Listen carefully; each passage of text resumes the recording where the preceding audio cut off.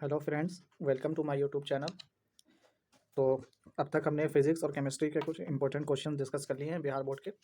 अगर आप चैनल पे नए हो तो हमारे चैनल को प्लेलिस्ट जाकर चेक कर लें। उसमें आपको फिज़िक्स और केमिस्ट्री के इंपॉर्टेंट क्वेश्चंस या प्रीवियस ईयर के क्वेश्चंस आपको बिहार बोर्ड के मिल जाएंगे और बहुत अच्छे क्वेश्चंस हैं। दोबारा रिपीट होने के बहुत ज़्यादा चांसेस हैं और हर क्वेश्चंस के पीछे कॉन्सेप्ट क्या है, उससे रिलेटेड और किस तरह के क्वेश्चन फ्रेम हो सकते हैं, वो सारी चीज़ें हमने डिस्कस कर रखी हैं। तो आप वीडियो को जाकर देख लें, हम डिस्क्रिप्शन में भी लिंक डलवा देंगे। खैर, आज हम बायोलॉजी के क्वेश्चंस लेकर आए हैं, तो आज हम बायो के क्वेश्चन डिस्कस करेंगे। तो यहाँ हम बायोलॉजी के क्वेश्चन से स्टार्ट कर रहे हैं। तो आपने बायोलॉजी की क्लास 12 की बुक पढ़ी होगी, तो पहले आप क्लास 12 की बुक को थोड़ा रीड भी कर लें ताकि आसानी से क्वेश्चन डिस्कस हो सके, आपको समझ में भी आए। तो ठीक है, हम वैसे क्वेश्चन देखेंगे वन बाय वन और हर एक के पीछे जो बेसिक कॉन्सेप्ट्स होंगे वो बताने की कोशिश करेंगे। बाकी आप एनसीईआरटी को ही सिर्फ रीड करके जाएंगी, क्लास 12 का जो भी है वो आप आसानी से समझ जाएंगे, कोई मुश्किल नहीं है। क्लास 12 की जो बायोलॉजी है एनसीईआरटी, आप उसको पढ़ लें, उसी से आपके सारे क्वेश्चन हो जाएंगे।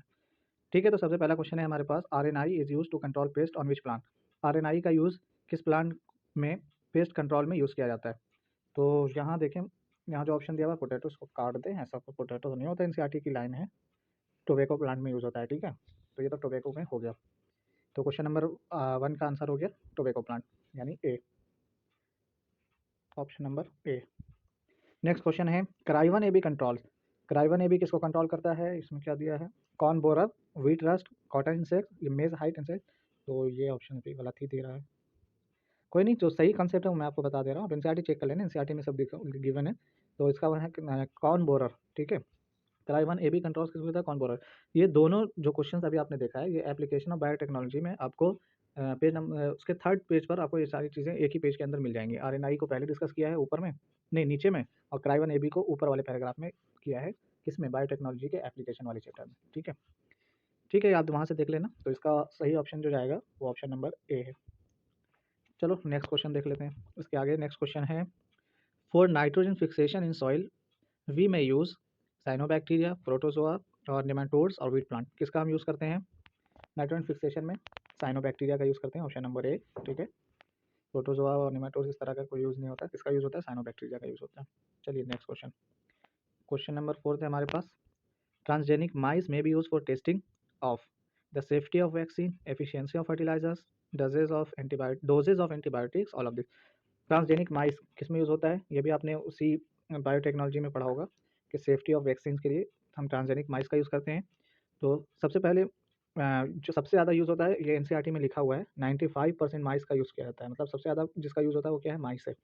अच्छा, माइस के बाद जब हम टेस्टिंग करते हैं तो फिर हम किस में टेस्टिंग करते हैं, मंकी में। किसमें करते हैं, माइस के बाद मंकी में। ठीक है, और उसके बाद फिर ह्यूमन बींग्स में डालते हैं।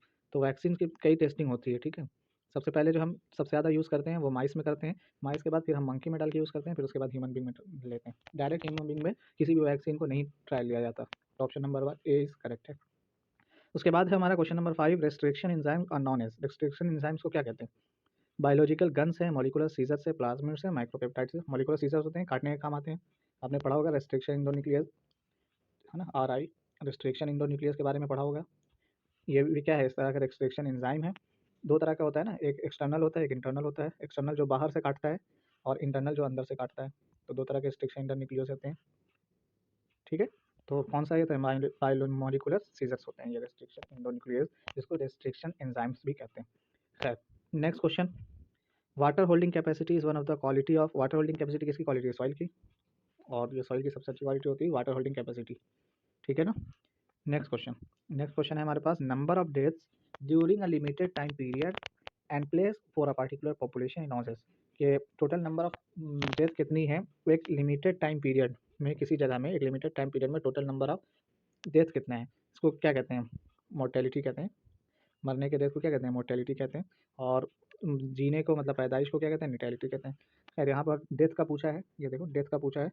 अगर हमें बर्थ का पूछता तो हम नेटेलिटी मारते, और डेथ का पूछा है तो मोर्टेलिटी होता है। बाकी माइग्रेशन, ई माइग्रेशन तो आपने पढ़ा ही होगा। माइग्रेशन कहते हैं एक जगह से दूसरी जगह जाना। अगर किसी पर्टिकुलर पॉपुलेशन में आ रहे हैं तो ई माइग्रेशन होता है, और कहीं यहाँ से जा रहे हैं तो ई माइग्रेशन होता है। खैर, ये सब आप इकोलॉजी वाले चैप्टर में पढ़े होंगे, या इकोलॉजी वाली पूरी यूनिट होती है उसमें। नेक्स्ट क्वेश्चन है question number 8, leg operon represents. Leg operon किसको रिप्रेजेंट करता है, इंड्यूसिबल जीन सिस्टम को, रिप्रेसिबल जीन सिस्टम को। इसमें हर तरह के जीन सिस्टम पाया जाता है ना, house keeping gene system. Inducible भी होता है, ठीक है, और इंड्यूसिबल भी होता है, फिर आपका रिप्रेसिबल भी होता है, हाउस कीपिंग सिस्टम भी होता है, सब सिस्टम होता है। ठीक है, आपने पढ़ा होगा ना इस तरह का, ये ऑप्शन सिस्टम होता है। यहाँ पर जेड वाई ए, इस तरह का आपने पढ़ा होगा, जेड वाई ए। फिर इससे बीटा ग्लेक्टोसाइडेज, ये आप डिटेल पढ़े होंगे। आपका मॉलिक्यूलर बेसिस ऑफ इनहेरिटेंस के लास्ट में दे रखा है सब। ठीक है, ये आता है आपका परमिएज और ट्रांसएसिटाइलेज अलग अलग, वाई से परमिएज, परमिएज, और ये किसको कोड करता है, ट्रांसएसिटाइलेज ए। तो आप डिटेल उस चैप्टर में पढ़ लेना, यहाँ पर मैं थोड़ा सा बता दे रहा हूँ, इस तरह का होता है लेक ऑपेरॉन। ठीक है, next question, sickle cell anaemia is related to which type of disease. Sickle cell anaemia से कौन सा डिजीज होता है, सेक्स लिंक्ड होता है, या ऑटोजोमल लिंक डिजीज होता है, या डेफिशिएंसी डिजीज होता है, मेटाबॉलिक डिजीज होता है।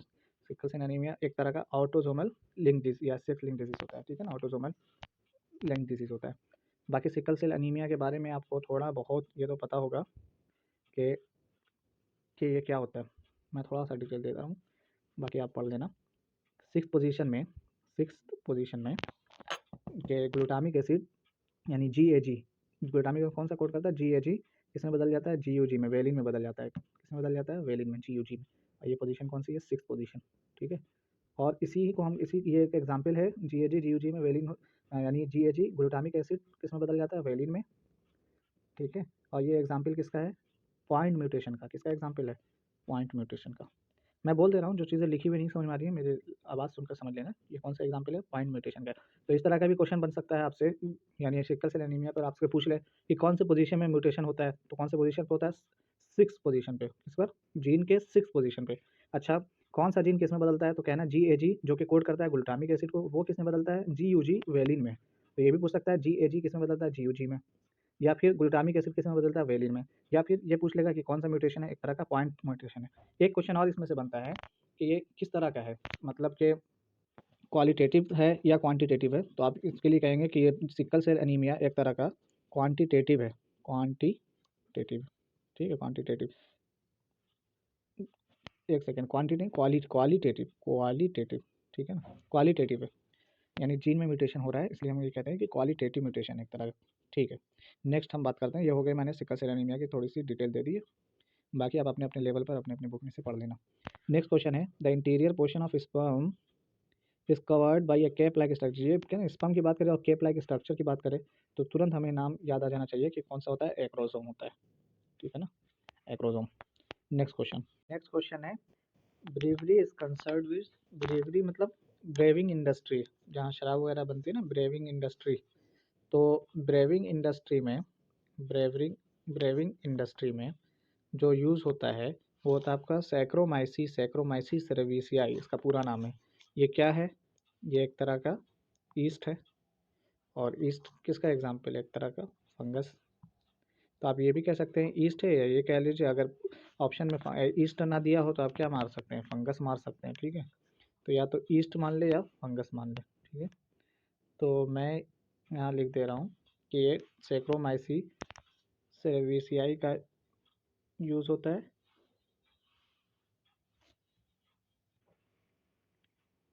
ठीक है, तो सैक्रोमाइसिस सेरेविसियाई एक तरह का ईस्ट है, इसका यूज़ किया जाता है ब्रेविंग इंडस्ट्री में। ठीक है,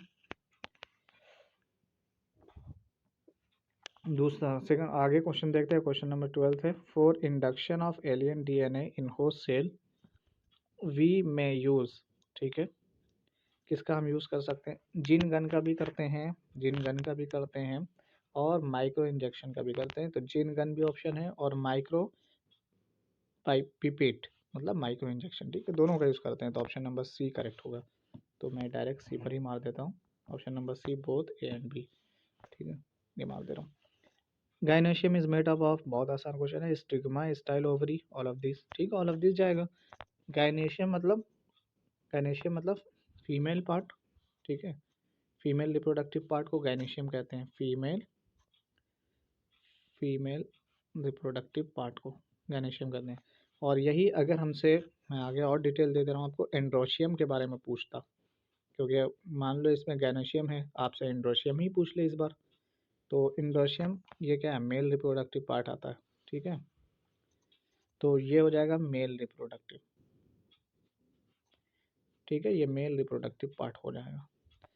तो एंड्रोशियम पूछे तो कहेंगे मेल रिप्रोडक्टिव पार्ट है, और अगर गायनोशियम पूछे तो फीमेल रिप्रोडक्टिव पार्ट है।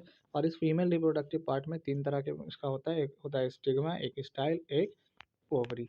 ठीक है, यहाँ तक याद रहेगा। तो क्या आ जाएगा, ऑल ऑफ दिस हो जाएगा। ठीक है, नेक्स्ट क्वेश्चन देखते हैं। नेक्स्ट क्वेश्चन है S L Miller is related to. ये क्वेश्चन आपके इवोल्यूशन चैप्टर से है क्लास 12 के। तो एस एल मिलर ने जो एक्सपेरिमेंट किया था उससे हमें क्या बताया था, origin and evolution of life. ठीक है ना, ऑप्शन नंबर ए। फिर ऑप्शन नंबर बी क्या है, use and disuse of theory of evolution. ये लेमार्क की थ्योरी थी। ठीक है ना, लेमार्क की थ्योरी थी। बाकी न्यू डार्विन, डार्विन की थोड़ा मॉडिफाई करके जो थ्योरी बनाई थी वो न्यू डार्विन थी। और लेमार्किज्म को यानी लेमार्क की थ्योरी को थोड़ा मॉडिफाई करके जो बनाया था वो न्यू लेमार्क। तो आपसे जो एस एल मिलर की थ्योरी पूरी जो 1953 में थी, एनसीईआरटी में डेटा है 1953 में ये थ्योरी मतलब एस एल लेमार्क ने एक एक्सपेरिमेंट किया था, एस एल मिलर ने एक एक्सपेरिमेंट किया था, उससे क्या हुआ था, origin and evolution of life से रिलेटेड था। खैर, नेक्स्ट क्वेश्चन हम देखते हैं। नेक्स्ट क्वेश्चन है uracil is related to. Uracil किससे रिलेटेड होता है, देखो डीएनए है, डीएनए है और आरएनए है। ठीक है, या बोथ है। तो यूरेसिल जो होता है वो किस में होता है, आरएनए में होता है। यूरेसिल किस में होगा, आरएनए में होगा। अच्छा, और अगर हम बात करें कि फिर डीएनए में क्या पाया जाता है, डीएनए में जो पाया जाता है इसमें थाइमीन पाया जाता है। क्या पाया जाता है, थाइमीन पाया जाता है। ठीक है, तो थाइमीन डीएनए में होता है और यूरेसिल, यूरेसिल जो होता है वो आरएनए में होता है। ठीक है, बाकी बाकी इसके अलावा दो और होते हैं, ग्वानिन, ग्वानिन एंड एडेनिन। ठीक है, ये दोनों में पाए जाते हैं। खैर, चलो नेक्स्ट क्वेश्चन है ampicillin gene is responsible for developing resistance in. Ampicillin किसके किससे रेजिस्टेंस करता है, तो वो है तुम्हारा पेस्ट से या इंसेक्ट से, एंटीबायोटिक से। तो ये एम्पिसिलिन क्या होता है, एक तरह का एंटीबायोटिक होता है। तो किससे रेजिस्टेंट करेगा, एंटीबायोटिक से करेगा। एम्पिसिलिन और टेट्रासाइक्लिन, है ना, और भी होते हैं वैसे, ये दोनों आपने पढ़े होंगे, एम्पिसिलिन और टेट्रासाइक्लिन के बारे में। तो ये दोनों नाम कम से कम याद रखें क्योंकि एनसीईआरटी में दे रखा है। तो एम्पिसिलिन और टेट्रासाइक्लिन के बारे में आपसे पूछ सकता है, तो दोनों नाम याद रखना। किससे रेजिस्टेंट करता है, एंटीबायोटिक से रेजिस्टेंट करता है। नेक्स्ट क्वेश्चन की बात करते हैं। नेक्स्ट क्वेश्चन है organic evolution was proceed by chemical evolution, the champions of this theory are. ठीक है, ये थ्योरी असल में किसने दी है, बस ये पूछना चाह रहा है। ओपेरिन और हेल्डेन या चार्ल्स डार्विन या अरेनियस, या आपने पढ़ा होगा ओपेरिन और हेल्डेन ने ये थ्योरी दी थी 1950 के अप्रॉक्स शायद। तो ये ऑप्शन नंबर ए जाएगा। ठीक है, ऑर्गेनिक एवोल्यूशन किसने दिया था, ऑर्गेनिक एवोल्यूशन केमिकल एवोल्यूशन के बाद आया था, और ये किसने दिया था, ओपेरिन और हेल्डेन ने। ये इसने भी एक एक्सपेरिमेंट ही किया था, उसके थ्रू बताया था। एस एल मिलर ने एक एक्सपेरिमेंट किया था केमिकल एवोल्यूशन को समझाने के लिए, और ऑर्गेनिक एवोल्यूशन ओपेरिन और हेल्डेन ने दिया था। ये भी आप इवोल्यूशन चैप्टर्स में देख लेंगे इसको। नेक्स्ट क्वेश्चन की बात करते हैं। Flowers of vallisneria species are. ठीक है, ये भी मतलब स्पेशीज होगा, स्पेशीज आर कौन सा है, तो ये क्या होता है, एनिमोफिलस होता है, एंटीमोफिलस होता है, हाइड्रोफिलस होता है, या जूफिलस होता है। तो ये कौन सा होता है, पानी में पाया जाता है ना, तो ये हाइड्रोफिलस हो जाएगा। ठीक है, हवा में होता है तो एनिमोफिलस कहलाता, और बाकी इस तरह के एंटीमोफिलस ये देख लेना। खैर, नेक्स्ट क्वेश्चन इसके बाद है amphibians among plants belong to. Amphibians of plant किसको कहा जाता है, पता है सबको ना, ब्रायोफाइट्स को कहते हैं। अलगी को नहीं कहते हैं, अलगी तो नहीं कहते हैं, फंजाई को भी नहीं कहते हैं, टेरिडोफाइट्स को नहीं, ब्रायोफाइट्स को कहते हैं। क्योंकि ये रिप्रोडक्शन और बहुत सारी चीज़ों के लिए इसको वाटर की ज़रूरत होती है, इसलिए हम कहते हैं एम्फीबियंस ऑफ प्लांट। क्योंकि जैसे एम्फीबिया जो है उसको भी वाटर की ज़रूरत होती है, इसी तरह ब्रायोफाइट्स को भी ज़रूरत होती है, इसलिए हम कहते हैं एम्फीबियन ऑफ प्लांट्स। ठीक है, किसको कहते हैं, ब्रायोफाइट्स को। वैसे ये क्वेश्चन 11th का है, लेकिन ठीक है यहाँ दिया हुआ है तो ठीक है मान लेते हैं। ठीक है, सही माने में तो ये क्वेश्चन किसका 11th का है। चलो नेक्स्ट क्वेश्चन देखते हैं, ये क्या लिखा है। नेक्स्ट क्वेश्चन है, ये क्या, ये ओ शायद गलत है, बी लिम्फोसाइट्स। ठीक है, ये लिखा है मैं इसको लिख दे रहा हूँ। ये लिखा है बी लिम्फोसाइट्स। क्या लिखा है? B lymphocytes. क्वेश्चन है कि बी लिम्फोसाइट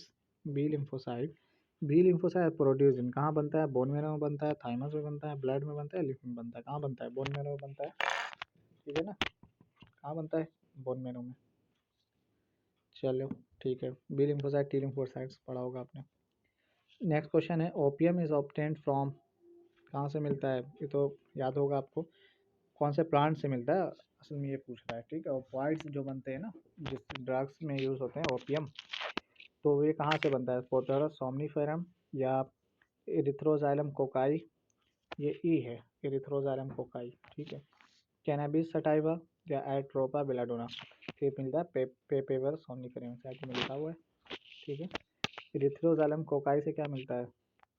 कोकेन। क्या मिलता है? कोकेन। और कैनाबिस सटाइवा से कैनाबिनॉइड्स।